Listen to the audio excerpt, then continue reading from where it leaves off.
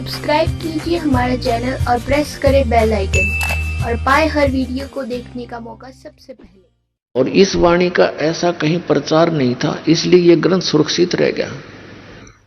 और इसमें एक विशेषता थी, क्योंकि गरीबदास पंथ से दास का निकास है। उसमें ये कहा करते थे कि इस वाणी को यदि कोई फेरबदल कर देगा उसकी दुर्गति हो जाएगी। एक संत ने कोशिश की थी, कुछ ऐसी वाणी है इसके अंदर, वैसे है तो वो सही, लेकिन जनसाधारण उसको विपरीत अर्थ ले लेता है। तो उस संत ने कोशिश करी कि इससे ये निकाल दूं, तो उसको अधरंग मार गया और उसने अपनी अक्षमा याचना की, वो वाणी दोबारा लिखी एज इट इज। तब वो राहत मिली उसको 90%, कुछ फिर भी उसको सजा मिली।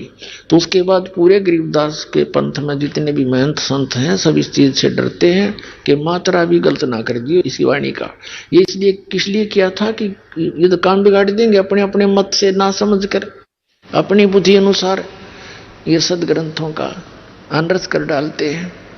तो वो वाणी आज हमारे पास है एज इट इज।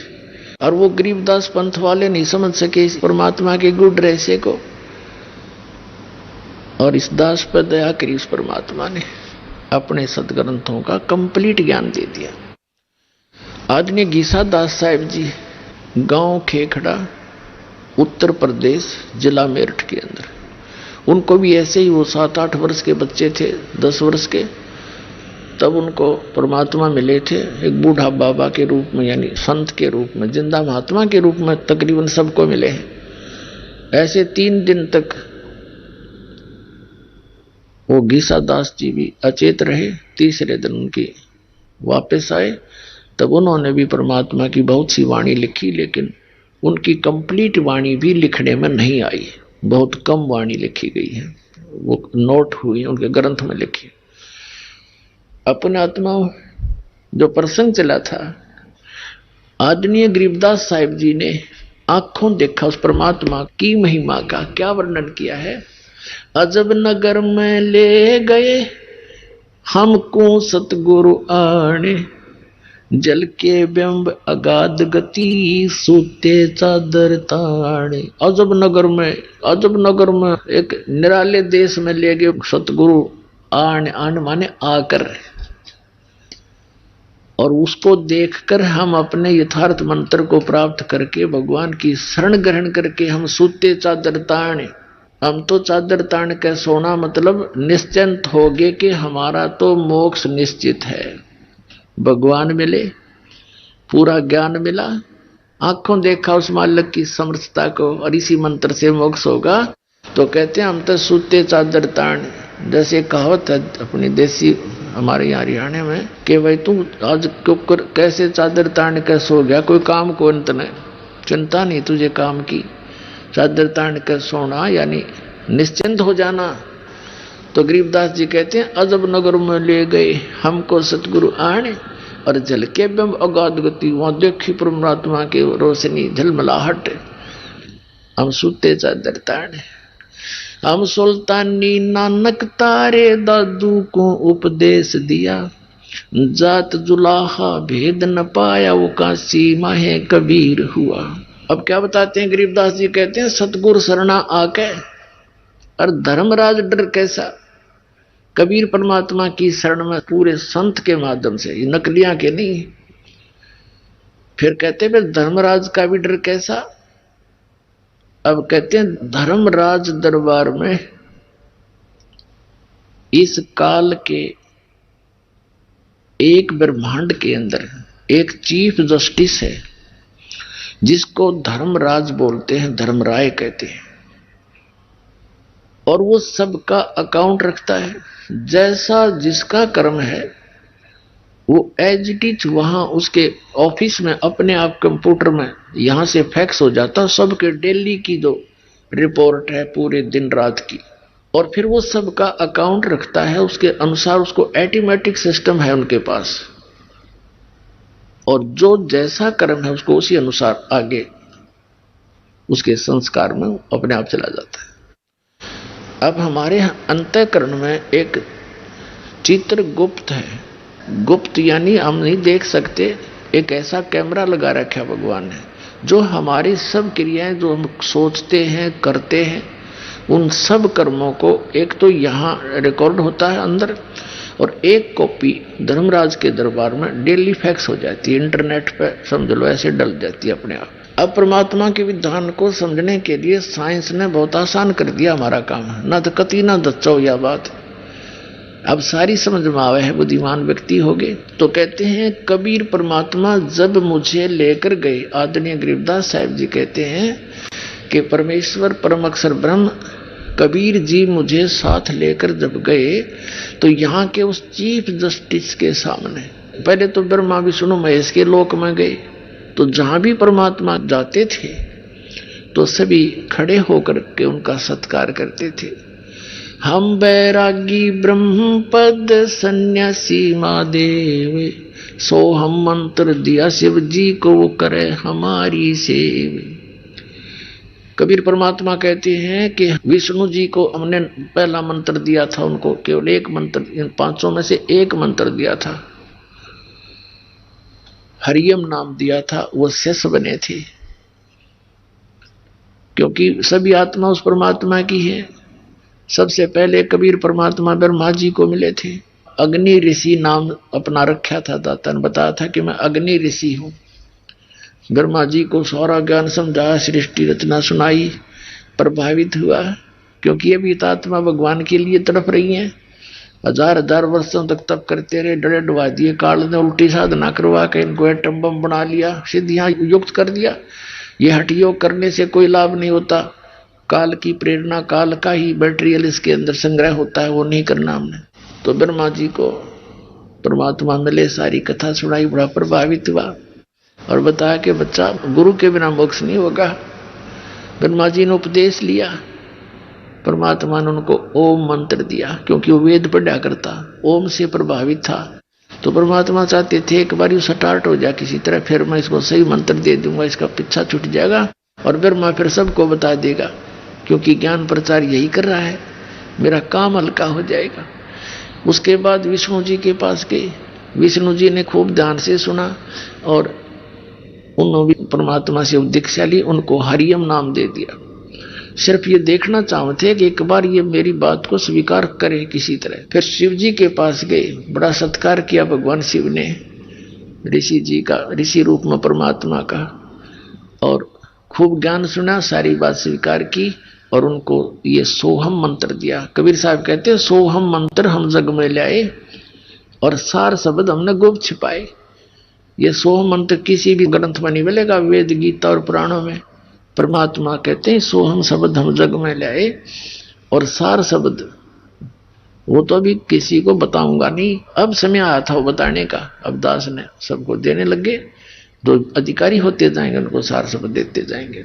फिर क्या किया, इस काल ने देखा कि ब्रह्मा विष्णु महेश ये तीनों के में उठ पटांग सी बात कर रहे हैं, इनके हृदय में कुछ और ही सोच होगी है। अंदर से ऐसी भावना भर दी और आकाशवाणी कर दी कि ये झूठ बोलता है, क्या वेदों में लिखा है ऐसा तो ये बताता है। तो ब्रह्मा सचेत हुआ, कहा सचमुच वेदों में भगवान, उसने भगवान की आकाशवाणी मान ली, काल की, काल के द्वारा दिएगा ऊपर से आकाशवाणी, और भगवान आए थे वह फेल कर दी। कहा जी सचमुच वेदों में ऐसा कुछ है नहीं। तो दोबारा जो परमात्मा गए उसी ऋषि रूप में, तो ब्रह्मा जी ने कहा कि नहीं ऋषि जी, आपकी बातें अप्रमाणित हैं, वेदों में ये ज्ञान नहीं लिखा है, ऐसा नहीं वैसा नहीं। तो परमात्मा बोले इसे इतने वेद पढ़े जब तूने कहा ये नहीं लिखा, तो उन्हें पता लग गया काल प्रेरणा होगी इनके अंदर, भी ये सुनेंगे नहीं, लेकिन फिर भी ये नेक आत्मा है, साधु संतों का आदर करते हैं और इनको ये भी पता है कि ऋषि का अनादर करने से ये विषैले सर्प भी हैं, श्राप भी दे देते हैं, इसलिए इनसे वैसे भी आदर करते हैं ऋषि रूप में विराजमान किसी व्यक्ति का। जैसे भगवान विष्णु जी को नारद जी ने श्राप दे दिया, उस श्राप के कारण और श्री राम रूप में जन्म होया, सारा जीवन बिरान माटी हुई, पत्नी कहीं, आप कहीं, बच्चे कहीं, उसके श्राप से ही वो कष्ट उठाया। तो इससे डरकर भी वो आदर सत्कार तो करते हैं ऋषि का, लेकिन करते हैं वही जो उनकी अपनी साधना है। तो परमात्मा दोबारा गरीबदास जी को लेकर जब गए इन ब्रह्मा विष्णु महेश के लोक में, गरीबदास जी के सामने तो वो महात्मा रूप में थे ही। जब वहां पहुंचे तो उनको उसी रूप में दर्शन दिए जिस रूप में वो प्रथम बार मिले थे। तो जिसके भी पास गए वो समा खड़े होकर के सत्कार किया, आओ महाराज जी। और परमात्मा ने कहा कि तुम गलती कर दी बच्चों, उस ज्ञान को, उस नाम को छोड़कर। वो नाम ने बोले जी नाम तो हम वही जपते हैं। परमात्मा बोले मैंने और भी कुछ आपको बताना था, तो वो नहीं स्वीकार किया। तो ये सारी कुछ डिस्कस वार्ता इसलिए करवाई गरीबदास जी के सामने, परमात्मा ने उनके मुंह से बुलवा दिया कि सचमुच ये परमात्मा इनसे मिले थे और ऐसा ऐसा इनके साथ बात हुई थी। उसके बाद गए धर्मराज के दरबार में, चीफ जस्टिस के ऑफिस में। तो वहां जाते ही धर्मराज खड़ा हो गया, अपनी आसन को त्याग कर। अपने आत्माओं, ये अध्यात्म जगत जो है इसके अंदर आध्यात्मिक ही सब क्रियाएं काम करती हैं। इनको अपने आप आभास हो जाता है कि जो ये सामने व्यक्ति आया है ये कितनी पावर युक्त है, उनके बस की बात नहीं हुई, अपने आप आसन उनका खिसकने लग जाता है। तो वो समझ जाते हैं कि ये कोई आम व्यक्ति नहीं। तो धर्मराज के दरबार में परमात्मा पहुंचे तो उसका आसन ऐसे ऐसे करने लगा, वो एकदम खड़ा हो गया और हाथ जोड़कर खड़ा हुआ। तब परमात्मा खड़े हैं, जैसे एक छोटे अधिकारी को बड़ा अधिकारी आदेश देता है और साथ में उसको डांट भी लगाता है। इस प्रकार वार्ता कबीर साहब ने यहाँ के धर्मराज के साथ की, आंखों देखा, अपने सामने रूबरू हुई वो वार्ता आदरणीय गरीबदास साहिब जी ने अब किस प्रकार चित्रार्थ की वो आपको सुनाते हैं। आदरणीय गरीबदास साहिब जी क्या बताते हैं, पंजा दस्त कबीर का सिर पर रखो हंस, यम किंकर चंपे नहीं उधर जात है वंश। पंजा दस्त कबीर का और सिर पर रखो हंस। हे पुण्यात्माओं, अपने कबीर परमेश्वर का पंजा अपने सिर पर रखना और यम के दूत आपके निकट नहीं आवेंगे और तुम्हारा पूरा कुल का कुल पार हो जाएगा। पंजा दस्त कबीर का सिर पर रखो हंसे, जम किंकर चंपे नहीं उधर जात है वन से। दर्द बंद दरवेश हैं ये सतगुरु पुरुष कबीर, नाम लिए बंद छूटे हैं ये टूटे जम जंजीर। दर्द बंद दरवेश है, दरवेश माने संत, यानी जब वो परमात्मा संत रूप में आते हैं वो हमारे हमदर्द हैं, हमारे दुख में दुखी होते हैं, वो हमारी पीड़ाओं को समझते हैं। दर्द बंद दरवेश हैं सतगुरु पुरुष कबीरे, नाम लिए बंद छूटे हैं ये टूटे जम जंजीरे। सतगुरु पुरुष कबीर हैं ये तीन लोक तत्सारे, कोट 49 पृथ्वी ये 14 भवन आधारे। सतगुरु पुरुष कबीर हैं ये तीन लोक तत्सारे, 2 4 की क्या कहूं ये तार हंस अपारे। सतगुरु पुरुष कबीर हैं चारों युग परवाने, झूठे गुरुआ मर गए वो हो गए भूत मसाने। झूठे गुरु के आश्रय कदे न उदर जीवे, साचा पुरुष कबीर है आद परम गुरु पीवे। सतगुरु पुरुष कबीर का विक्रम पंथ बैराट, शिव सन का दिक ध्यावे ही ये मुनिजन जो है बाटे। सतगुरु पुरुष कबीर की कोई ना चल है गैले, बिना पंथ पग धरत हैं गगन मंडल में सैल।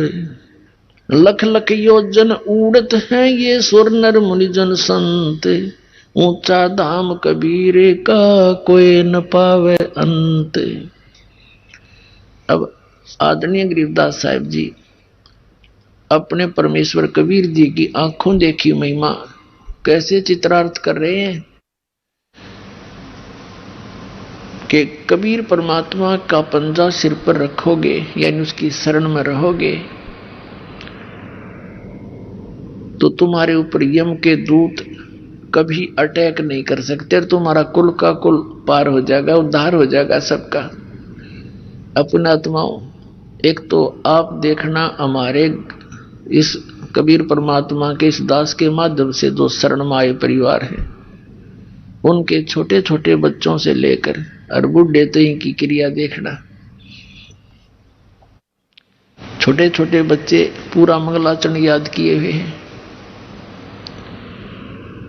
परमात्मा की वाणी बोलते फिरते हैं, बूढ़े बूढ़े भी भगवान की महिमा का गुणगान करते हैं, फालतू बातें नहीं करते किसी से। तो अब उनके जो अब संतान होने लग रही है, हमारे जो 10-10, 15-15 वर्ष से उपदेशी है, अब उनके घर में जो हंस बेटा या बेटी जन्म ले रहे हैं, वो तो वो पुण्यात्मारी हैं जो परमात्मा के सटोक में इस ब्रह्मांड में रखी हुई थी और जिनको अब जन्म देना था इस समय। और वो इतने पुण्यकर्मी पुण्यात्मा, उनको गर्भ में भक्ति मिलने लग रही। माता के गर्भ से ये सत भक्ति सत ज्ञान वो लेकर के साथ उतरते हैं, नीचे आते। और एक अन्य संतों की इनका देखो आप, ये दूसरे राधा स्वामी धन धन सतगुरु, इनका कोई ज्ञान नहीं, इनके पास कोई ऐसी परमात्मा की मुखारबिंद से उतरित वाणी नहीं। उस शिवदयाल भूत बना बैठा बुक्की में बोल रहे, इनका धन धन सतगुरु सच्चा सौदा और राधा स्वामी इन सब का मुखिया जो इनका प्रवर्तक है शिवदयाल जी, गलत साधना करके झूठा गुरु था वो। गरीबदास जी कहते हैं सतगुरु पुरुष कबीर हैं ये चारों युग प्रमाण, चारों युग प्रमाण है इनका। और ये झूठे गुरु मर गए हो गए भूत मसान, ये शमशान घाट पर भूत बने अन्य सारे। ये प्रमाण आपके सामने आपको सैकड़ों बार दिखाया है। शिवदयाल जी जो राधा स्वामी पंथ का प्रवर्तक है, जो भारतवर्ष में सबसे ज्यादा संख्या को बर्बाद करके चला गया, वो खुद भूत बन के अपनी शिष्या बुक्की में बढ़ के वो कापीवर रोटी खावे, और सतलोक के लक्षण है उसके गए हुए। तो कहने का भाव ये है, जब तक हम सतगुरु शरण में नहीं आते हमारी दुर्गति होती है। कबीर साहब कहते हैं सतयुग में सत सुकृत कै टेरा, त्रेता नाम मुनींद्र मेरा, द्वापर में करुणा में कहाया, कलयुग नाम कबीर धराया। चारों युग में संत पुकारे, कूक कहा हम हेल रे, हीरे माणिक मोती बरसे, ये जग चुगता ढेल रे। कहते हैं सतगुरु पुरुष कबीर की कोई ना चल है गैल, गैल माने मार्ग, उस पंथ पर, उस गैल में, उस मार्ग में कोई नहीं चलता जो बिना पंथ पग धरत है। यानी जैसे विहंगम मार्ग होता है, पक्षी वाला मार्ग, एक तो पपील मार्ग होता, पपील यानी चींटी, चींटी किसी वृक्ष पर चढ़ती है तो नीचे से शुरू करती है, जड़ से चढ़ती चढ़ती टहनी के चाहे शिखर में भी पहुंच जावा। और पक्षी क्या करता है, एक वृक्ष से उड़ा दूसरे पर जा बैठा 1 सेकंड में, इसको विहंग मार्ग कहते हैं। तो यह परमात्मा कबीर साहब के बारे में गरीबदास जी बता रहे हैं कि सतगुरु पुरुष कबीर की कोई भी उस मार्ग पर नहीं चल रहा है और उसके ना चलने से उन्हें कुछ प्राप्ति नहीं हो रही है। कैसे? लख लख योजन उड़त हैं ये सुर नर मुनिजन संत, ऊंचा धाम कबीर का कोई न पावे अंत। कहते हैं ऋषि सुर नर मुनिजन समाधिस्थ होकर के लाखों किलोमीटर तक, लख लख योजन, 1 योजन 12 किलोमीटर के लगभग होता है, तो इनको 12-12 लाख किलोमीटर ऊपर तक इनकी समाधि चली जाती है।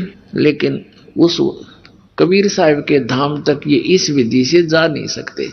वो परमात्मा की जो विधि है, मार्ग है, उससे ही वहां जाया जाता है। अब आगे क्या बताते हैं, धर्मराय दरबार में देई कबीर तलाके, मेरे भूले चूके हंस को तू पकड़िए मत कजाके। अपने आत्मा अभी तक हमने ज्ञान था नहीं, दंत कथा लोक वेद सुना करते इन नकली संतों ऋषि महर्षि आचार्य और शंकराचार्यों से, जिनका कोई सिर पैर नहीं था। आपको तो पता नहीं, दास को तो इसका खूब बिटर एक्सपीरियंस हो रहा है और गहराई से सबके इतिहास पढ़ लिए, सदग्रंथ पढ़े, फिर इन महापुरुषों के अनुभव पढ़े। गीता आसपास भी नहीं, इन सदग्रंथों के इनके अनुभव और उन महापुरुषों के अनुभव पढ़े जिन्हें भगवान मिला, जिन्होंने भगवान मिले और जिन्होंने जो अपना अनुभव बताया वो आज सदग्रंथों में मिले। तो इससे सिद्ध हो गया कि जो इन सदग्रंथों से और इन परमात्मा प्राप्त महापुरुषों के वचनों से जिनका अनुभव नहीं मिलता, वो यूजलेस मनगढ़ंत दंत कथा वो कति व्यर्थ है। तो इन सब का व्यर्थ है। इस दास ने निर्णय कर रखा है, अनित आओ मैदान में जवाब दो दास का कि झूठ कह रहा हूं, कोई भी ना चल सकता, सांप सा सूंघ गया सबने।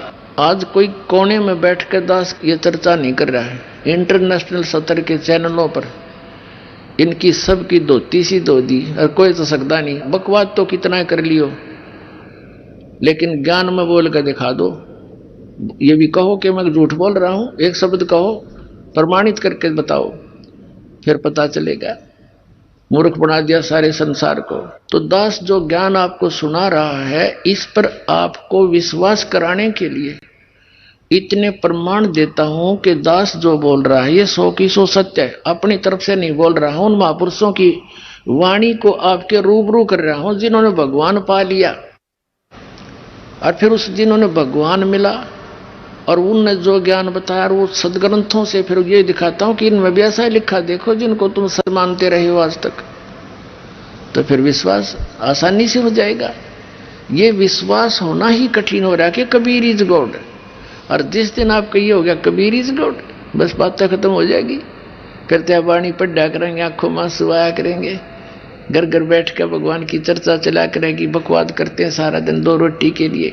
और ये परमात्मा प्रसन्न हो गया, घर भर देगा ठड्डे आपके, खाया भी ना जा सारी उम्र आप पर, इतना दे देगा आपको।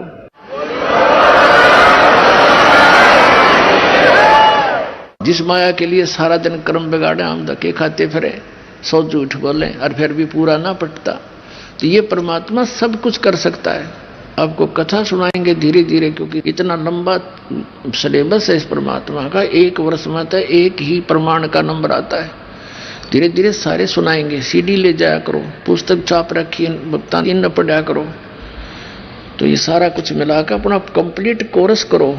जैसे बच्चा 14-15 वर्ष पढ़ता है 2 रोटी के लिए, वो अभी मिले तो मिले, ना तो नो के नो। और इसने पढ़ के देखो, इसमें लगाओ थोड़ा समय।